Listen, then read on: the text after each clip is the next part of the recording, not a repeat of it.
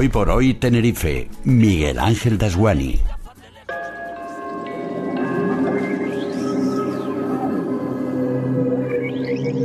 Misterios al aire. Con Juanca Romero Asmen. Juanca Romero, periodista, escritor, guía de rutas misteriosas. Buenos días. Muy buenos días. Hoy hablamos de la cultura de los finados. Con D. Con D. Si le quitamos la D, está mal dicho y mal escrito. Estoy tan contento porque Pablo Gandia le hizo la pregunta a un experto que vino, un libro abierto que se llama Tomás Rodríguez, y le preguntábamos, ¿cómo se dice? ¿Finados o finados? Y dijo, finados. ¿Y cómo lo autorizó? ¿Y él sabe de lo que está hablando? Sí, además lo escuché. Ahora se ha puesto la moda esto de finados. Es que a mí me suena esto como... Bueno, además se tiende a culpabilizar a Gran Canaria porque allí empezó a eliminarse, pero a mí me parece es una estupidez desde el mismo momento que el propio gobierno de Canarias, que es quien tiene que tener la información adecuada, hace campañas de divulgación diciendo finaos. Tenemos un problema serio de incultura donde deben hacer la cultura para el pueblo, que es a través de las instituciones. Y qué bonito hemos empezado, Miguel Ángel. Sí, no. Bueno, vamos a hablar de, ustedes lo llaman como quieran, de finados, finados voy a decir yo desde ayer. ¿Cuál dirías tú, Juanca, que es el cambio cultural más significativo que observas en la manera en que diferentes sociedades han representado o evitado representar la muerte a lo largo de la historia? Porque además el ser humano ha tenido a lo largo de la historia la necesidad de representarla. Algo tan intangible, algo tan evidente pero poco palpable, hay que expresarlo de algún modo. Y el ser humano lo ha intentado representar a través del arte en toda su amplitud, ¿no? Y de eso vamos a hablar esta mañana. Claro, tú me preguntas, ¿cambios cultural? Evidentemente lo ha habido. El principal es cómo o qué rol le damos a la muerte. Antiguamente el rol de la muerte era una cuestión de transición, sabíamos que estaba presente y que era obligatorio ese viaje al otro lado. Eso antiguamente. Hoy en día, y este es el gran cambio, la muerte significa un fracaso y significa el final, ¿no? Esto es lo principal. Luego, ¿dónde se conmemora el momento del finado, ¿no? O el momento de la muerte? Antes lo hacíamos en casa y se hacía en comunidad. Actualmente, ¿dónde lo hacemos? En los hospitales y en los tanatorios, y como digo muchas veces, si puedes evitar ir, lo evitas. Siempre hay una excusa, tengo que trabajar, no llegué a tiempo, ¿no? Porque le damos la espalda. Y luego, ¿cómo lo aceptamos?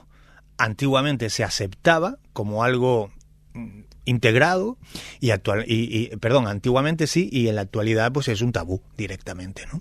Juanca, si tiramos del latín, ¿no? Tenemos tantas y tantas frases, eso de carpe diem, de vive el momento, del tempus fugit. Ubi sum, ¿dónde el estarán? ubi sum, ¿dónde estarán también, ¿no? Que incluso son esos tópicos literarios de aquel momento, pero luego también tenemos ese recuerda que morirás. Memento mori, que además es una frase que mucha gente tiene presente porque hay series que llevan ese nombre y se ha puesto de actualidad, aunque quien está viendo la serie no sabe ni lo que significa memento mori, ¿no? Recuerda que morirás. Este concepto que nos lleva a la Edad Media, de lo que habla, en esencia, es de que tenemos que hacer una reflexión filosófica, si quieres verlo así, sobre lo que va a ocurrir, ¿no? Lo que ya ha empezado a ocurrir desde el momento que nacemos, ¿no? Nacemos y empezamos a morir.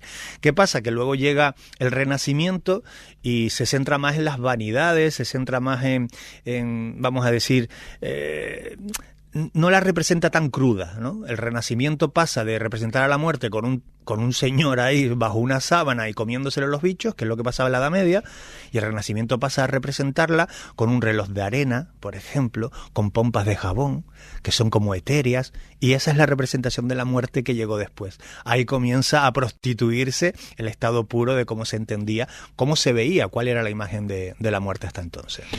¿Crees que existe una censura visual o un tabú moderno en torno a mostrar la muerte de una manera directa en comparación con épocas históricas donde la muerte era, bueno, pues una figura omnipresente y bastante más visible? Miguel Ángel, si tú vas ahora a mi casa, por ejemplo, que además creo que es el sitio adecuado para esto que te voy a contar. Es cuando dice vivo en un cementerio, ¿no? No tanto, pero bueno, entras a mi pequeña biblioteca, que es mi tesorito, no tengo otro tesoro físico, ¿no? Digamos, no humano.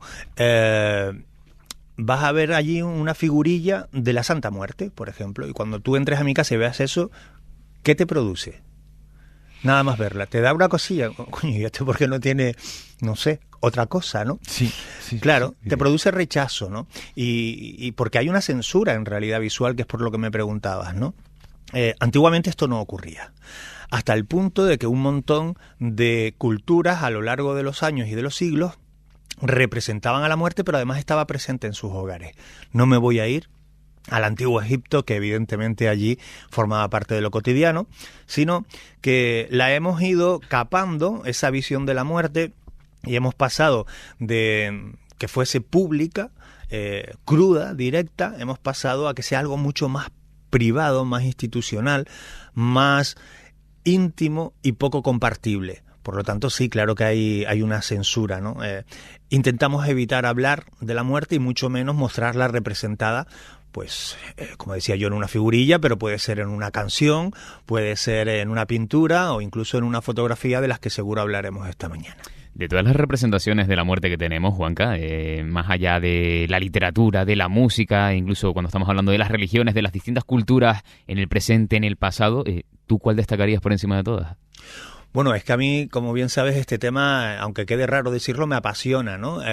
Todo lo que tiene que ver con la cultura funeraria, y se me hace muy difícil, ¿no? Pero si tengo que coger una representación de la muerte, esa es Caronte. Para quien no sepa qué representa Caronte... Que da nombre a otra serie también. Que da nombre a otra serie, efectivamente. Caronte era el barquero que te transportaba, o transportaba las almas, mejor dicho, a través de los ríos Aqueronte y Estigia hasta el Hades, es decir, hasta el otro lado. Ese ritual además iba acompañado de una moneda, son simbologías, una moneda de pago que había que darle a Caronte para que ese tránsito al más allá se hiciese efectivo y no fuese dramático, ¿no? La figura de Caronte se mantiene hasta nuestros tiempos, ¿no? Quien te acompaña al otro lado. En las religiones suele ser algún arcángel o algún profeta, etcétera, quien te pueda acompañar. Pero mira, en Egipto estaba Anubis. Es otra representación muy clara, o Tánatos en Grecia, ¿no? En la antigua Grecia, o Aíta, los etruscos. Pero me quedo con una más, y la dejo ahí en el aire, que es Ankou. Ankou era quien te llevaba al otro lado en la cultura celta. ¿Por qué me quedo con él? Porque Ankou es quien va a marcar la imagen de la muerte que tenemos hoy. La imagen, digamos, visual, gráfica, que es la de un esqueleto vestido con ropajes oscuros y portando una guadaña. Ese es Ankou. Viene desde la cultura celta y hoy en día la mantenemos. Cuando te dicen dibújame a la muerte, vas a dibujar eso, como mínimo la guadaña, ¿no? Que todo lo iguala, ricos y pobres, gordos y flacos y todos los demás, todos vamos al mismo sitio. Ankou, la calavera o el esqueleto portador de la guadaña. La iconografía de la Santa Muerte en México también merece, creo yo, un capítulo aparte, ¿no? Sin duda. Fíjate que estábamos hablando precisamente de ese esqueleto portando una guadaña. La Santa Muerte en México es algo realmente importante, ¿no? ¿Qué es la Santa Muerte? ¿Qué estamos viendo delante? Que esto es la radio. Pues estamos viendo a un esqueleto completo, normalmente, que va cubierto con los mantos que pueda llevar cualquier virgen católica, es decir, va vestida de santa y porta la guadaña. Y se la venera. A ver, al principio se la veneraba con bastante opacidad. ¿Por qué? A escondidas, vamos a decirlo así, ¿no? En los patios traseros de las casas, en los rincones ocultos de los mercadillos. Porque quienes la veneraban al principio eran ¿quiénes? Los narcos, los delincuentes, los asesinos, los ladrones, los borrachos, ¿no? Era quienes la veneraban. La Iglesia Católica no la ve bien, evidentemente, con los ropajes de una santa, ¿cómo vamos a vestir al esqueleto de la muerte, ¿no? Así es que le da la espalda la Iglesia Católica también, no solo por el tema narco, sino por la iconografía. Sin embargo, a la Santa Muerte hoy en día está más extendida. De hecho, hay fieles de la Santa Muerte por medio mundo. Aquí en Canarias, yo hace tiempo pude hablar con algunos integrantes de la Iglesia de la Santa Muerte en las islas. Esto no es una secta, es fe. solo que idolatran a otra imagen, que la llaman la flaca, la huesuda, la señora, la madrina, la niña blanca, la niña bonita, le dan muchos nombres, ¿no? Y que realmente visualmente impacta muchísimo. Si van a México, en cualquier mercadillo ya no la van a encontrar tan escondida, y no solo eso, sino que te la van a vender la figurilla. Dicho sea de paso, si quieren la figurilla, no hace falta ir a México. No voy a dar nombre de tiendas, pero ya hay un montón de tiendas aquí donde las venden. Juanca, tú también en tus ponencias que haces, en tus conferencias, hablas mucho de esas fotografías post-mortem.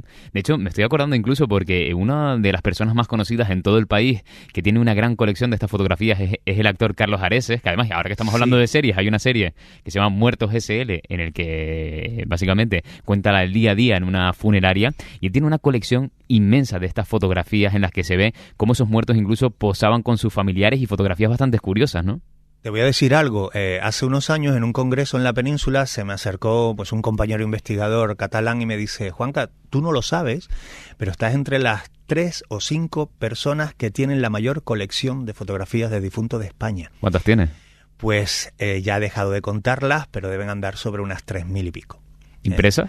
No, impresa no, qué necesidad. No sé. Sí, claro, y colgadas en el cabecero de la cama. En fin, que no, pero sí, ¿no?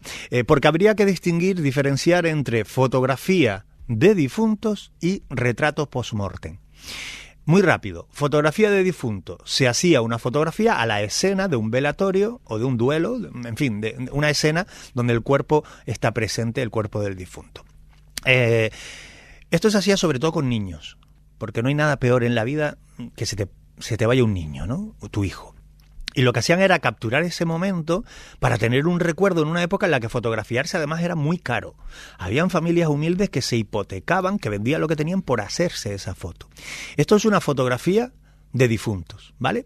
Que además nace con los daguerrotipos, en la época en la que el tiempo de exposición de la cámara era muy lento, y claro, si una persona se ponía delante, nada más que con respirar salía movida la foto.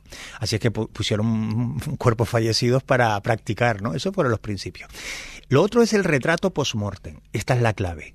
Esto en la época victoriana estuvo en auge y había anuncios en la prensa, incluso aquí en España hasta los años 50 y 60, donde se ponía: se retratan cadáveres con apariencia de vivo. Esto eran anuncios en el periódico en Madrid, años 50 y pico, años 60. Esto lo veíamos. En fin, nosotros, Miguel Ángel, veíamos en la prensa anunciando prostitución hasta el otro día. Uh-huh. Y esto ya hoy es vamos, en fin, no se pueden imaginar. Claro, pero ¿qué tipo de técnicas utilizaban esos fotógrafos para conseguir esos retratos que estás contando, esos retratos, buenos retratos post-mortem? Uh-huh. La clave del retrato post-mortem ya no es fotografiar al difunto, sino fotografiarlo y darle apariencia de vivo.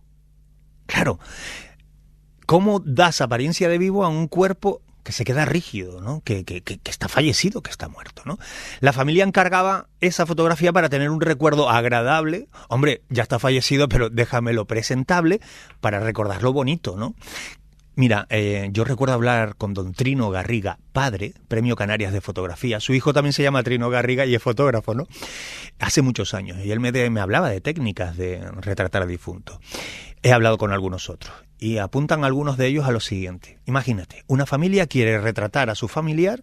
Este familiar que murió era escritor y querían retratarlo detrás del escritorio manteniendo la pluma con apariencia de vivo. ¿Cómo haces eso con un cuerpo rígido? A ver, que es por la mañana y no me voy a pasar. Pues si había que sentarlo y no se podía, pues ahí se le partían las rodillas y se le sentaba. Si había que coger la posición del brazo de un bolígrafo y esa posición era imposible, pues le doblaban el codo y por detrás lo clavaban para que en el plano de la foto no se viese. ¿Y cómo le abrimos los ojos? Pues había diferentes métodos, desde una especie de silicona que levantaba el párpado y ahí quedaba, a incluso meterle alfileres para que diese apariencia de estar despierto. La clave es que no parezca que te has fallecido. Y les digo una cosa, hay fotografías donde te pongo una escena con 5 personas y yo te digo, dime de las 5 cuál está fallecida, y te va a costar. Muchas veces se equivocan, porque esta experiencia la hago yo en los recorridos de difuntos y a veces tiene más cara de estar muerto quien no lo está, simplemente por el disgusto, el susto, la impresión, la experiencia de tener que posar al lado de tu hermano que acaba de morir o de tu madre. ¿Quién tiene más cara de muerto en ese momento? Pues el otro no, porque está preparado para la escena. el que está vivo y tiene que posar para esa fotografía. Me imagino que esos muertos serían buenos clientes y tampoco protestarían por cómo salían o cómo no salían, ¿no? Y los familiares no sabían los estropicios que se hacían con su difunto, veían el resultado, pero no lo que se hacía con el cuerpo, que muchas veces era realmente horrible, ¿no? Lo que se les hacía. Juanca, aquí en Canarias, ¿cuál es la tradición que más te llama a ti la atención en torno a la muerte? A ver, hay tanto por contar y poco que se... es verdad que hay un montón de planes de recuperación y se está haciendo, ¿no? Me quedaría así, por decirte algo ligero, con 3 cosas, ¿no? Primero, lo de las velas. Lo de la vela mariposa. No el velón rojo este que pone ahora la gente ahí que va al supermercado y lo coge, no. Vamos a ser puristas. Nos vamos y compramos, que cada vez se consiguen menos, velas mariposas, que son unas velas en una plancha de corcho. Ahora viene una grande en corcho, pero antes eran 3 chiquititas que formaban una palometita. Y esa vela, con la base de corcho, se pone en un plato con una balsa de aceite. Y se enciende. Y la vela se va alimentando, la mecha se va alimentando de esa balsa de aceite. Mientras hay aceite, hay mecha. Esto se hacía y se hace para iluminar el camino de los difuntos. Que en una noche o en unas noches como estas, porque ahora ya todo se extiende un poco, vienen al mundo de los vivos viendo que la puerta que comunica los 2 mundos se ha abierto. Esa es una. Luego el rancho de ánimas, esos cánticos ahí a cambio de unas monedas que luego se le daban a la iglesia para que la iglesia los guardase, ese dinero, para cuando una familia humilde no podía pagar una misa de difuntos o un entierro de familia, insisto, con pocos posibles, sacaban el dinero de rancho de ánimas para eso. Chiquitas borracheras se cogían estos también cada vez que cantaban. Y el pan por Dios, que no sé si se ha hablado ya aquí esta semana del pan por Dios, pero esta es la gran tradición. La gran tradición. Decimos, los niños pidiendo caramelos por Halloween. Anda ya, amigo, que esto ya estaba inventado. Aquí, especialmente en la Isla Baja y también en San Juan de la Rambla, existe esa tradición que se ha rescatado así, que es el pan por Dios. Los niños se juntaban a media tarde, iban tocando en las casas que sabían algo podían rascar, tocaban la puerta y decían, el pan por Dios. A veces decían los santitos o vengo a pedir los muertos, ¿no? Pero el pan por Dios, que es esta tradición de la que les hablo, viene a ser lo mismo. ¿Y qué les daban a los niños? ¿Caramelos, PlayStation como ahora? No, les daban unos higos pasados, unas castañas asadas. Si tenías mucha suerte, te iban a regalar una naranja.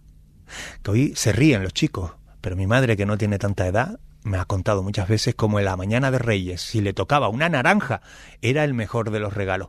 Y esto luego lo compartían y lo aprovechaban en la cena de familia, en la cena de memoria, de recuerdo a quienes se habían ido. Y se les dejaba un sitio libre en la mesa para que el difunto llegase esa noche a compartir esa cena tan especial. En fin, ya ven que hay muchas tradiciones, yo las cuento así a bola pluma, pero que no debemos dejar perder, ¿no? Fíjate que está escribiendo un oyente y dice, Galachico, mi suegra me lo ha dicho, lo del pan por Dios, ¿no? Esto que estás contando justo. Sí. El pan por Dios, que, a ver, yo nunca lo viví por generación, pero que yo me imagino a esos chiquillos con esa cara de pena, que igual no era así, ¿no? El pan por Dios. ¿Y tú qué opinión tienes, Juanca, de Halloween? ¿Vino para quedarse? Sí, claro que vino para quedarse. A ver, que nadie lo oculte. Mi opinión suele ser bastante contraria a la mayoría, porque yo no estoy en contra. Diré por qué, muy breve. Porque no debemos olvidar que Canarias es un pueblo culturalmente mestizo. Eso es lo primero. Hemos absorbido las tradiciones de miles de lugares a lo largo de nuestra historia y aquí están muchas de ellas. Lo cual no quita para que preservemos, demos prioridad, por supuesto que sí, a nuestras tradiciones canarias. Lo que no puede ser que vayas a determinadas localidades donde vas a ver un montón de catrinas en las calles de tamaño gigante y no haya evidencia y algo evidente sobre las propias tradiciones canarias. Eso es lo que no se puede permitir. Eso es lo que no se puede permitir, ¿vale? Pero en contra no estoy. Igual que voy a Casa Peter a echarme los mejores perritos y hamburguesas, chiquita publicidad, del mundo, a veces voy a un McDonald's. Lo cual no quita que las mejores sean las primeras que he nombrado. Y te doy otro argumento para seguir el Halloween, que a nadie le amarga un dulce, ¿no? Evidentemente, a nadie le amarga un dulce porque... bueno, por cierto, lo de los dulces. Hace tiempo participé en un rancho de ánimas, yo sin saber cantar ni tocar nada, pero me dijeron acompáñanos. Y muchachos, eso, cuidado, porque claro, en fin, igual se ha desvirtuado un poco, pero era pum, pum, pum, pum, cantar, vino, un dulce. Siguiente casa, pum, pum, pum, pum, vino, un trozo de carne. Siguiente casa, no había nada que comer, vino. Cuando acaba el rancho de Ánimas, tienes un tieso de mucho cuidado, que hasta los que no cantamos bien, acabas cantando de maravilla, te lo digo de verdad, ¿eh? Están entrando un montón de mensajes. Dice: a mi padre en Reyes el regalo era una naranja. Nosotros también seguimos la tradición de los Reyes, tenemos naranjas. Dice: pero ¿qué les vas a decir a los niños si no saben ni lo que son los finados? Es culpa nuestra, digo nuestra, de los adultos, indudablemente, y a los adultos meto las campañas institucionales, meto los colegios. Lo que no puede ser que desde el miércoles estemos viendo niños disfrazados saliendo de los colegios. ¿Disfrazados de qué? ¿Esto qué es? ¿El carnaval? Eso no es ni Halloween ni nada, eso es prostituir las tradiciones. ¿Cómo van a salir los niños desde el miércoles disfrazados de un colegio, disfrazados de cualquier cosa, que ni siquiera de muerto, o yo qué sé? Eso es lo que tenemos que limitar, Miguel Ángel, y se limita desde medios como este, desde instituciones, desde casa, desde... Y sobre eso que tienes encima de la mesa, que no sé qué es, Juanca. Pues que ha sido un boom, es mi último libro. Yo no vine a hablar de mi libro, pero como voy ahora a hacer un reportaje que me van a hacer, lo llevo encima. Planeta Funerario, un recorrido a través de la cultura de la muerte, pues donde precisamente hago un viaje a través de todo el planeta para ver cómo se enfrentan a ese inevitable momento que comienza el día que empezamos a nacer, también empezamos a morir. ¿Y tienes alguna plaza disponible para este fin de semana con que era la ruta de Ánimas, ¿no? La Senda de las Ánimas ha sido, como todos los años, séptimo año que lo hacemos, ha sido un boom. La Champion. Más de 250. La Champion de las rutas, sí, ¿no? Más de 250 personas en 3 días y medio.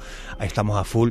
Pero caray, si no llegaron a tiempo a las Ánimas, el próximo fin de semana, no el siguiente, pues volvemos a la senda habitual, a hacer rutas en la Laguna Oculta, Aguera Misteriosa, Las Brujas, el Sabat, en fin. Lo de todos los años. ¿Sabes cuál me gustaría que fuera el lema de alguna funeraria de la isla? Que no sé si lo tienen. Abierto por defunción. En vez de cerrado por defunción, que es ese cartelito que vemos a veces. Creo haberlo leído en algún lado. ¿En serio? Sí, muy en serio, además, ¿no? Lo que no sé si fue aquí en Canarias o si lo llegué a ver en Madrid. Y para ser más preciso, pues en el Escorial, juraría que lo vi por allí, ¿no? Pero bueno, hablo de memoria, sí. Está muy bien, ¿eh? Abierto por defunción. Además, menudo negocio. Ese de momento no tiene carencias, ¿no? Como en la avenida marítima de Santa Cruz de La Palma, que es Tanatorio La Palma. Wow, pues tampoco es igual un nombre muy acertado para una avenida, ¿no? Eso no lo sabía yo, me la voy a apuntar, no tardaré mucho en ir a La Palma por otros motivos, y caray, pues tremendo, ¿no? Qué mal gusto, la verdad. Juanca Romero, gracias. Un abrazo, buen fin de semana.